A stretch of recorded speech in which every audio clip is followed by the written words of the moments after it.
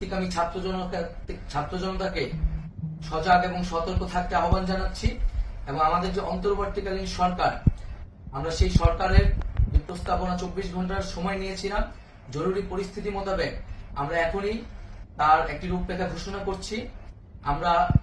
আমরা সিদ্ধান্ত নিয়েছি যে সর্বজন গ্রহণযোগ্য আন্তর্জাতিক খ্যাতিসম্পন্ন নোবেল পুরস্কার বিজয়ী ডক্টর মোহাম্মদ ইউনূসকে প্রধান উপদেষ্টা করে অন্তর্বর্তীকালীন সরকার গঠন করা হবে এবং ডক্টর মোহাম্মদ ইউনূসের সাথেও আমাদের কথা হয়েছে। তিনি ছাত্র জনতার আহ্বানে বাংলাদেশকে রক্ষা করতে এই গুরু দায়িত্ব নিতে সম্মত হয়েছে। আমরা সকালের মধ্যেই আমরা এই সরকার গঠনের প্রক্রিয়া দেখতে চাই। রাষ্ট্রপতির কাছে আহ্বান থাকবে যে দ্রুত সময়ের মধ্যে ডক্টর মোহাম্মদ ইউনূসকে প্রধান উপদেষ্টা করে অন্তর্বর্তীকালীন সরকার গঠন করা হোক।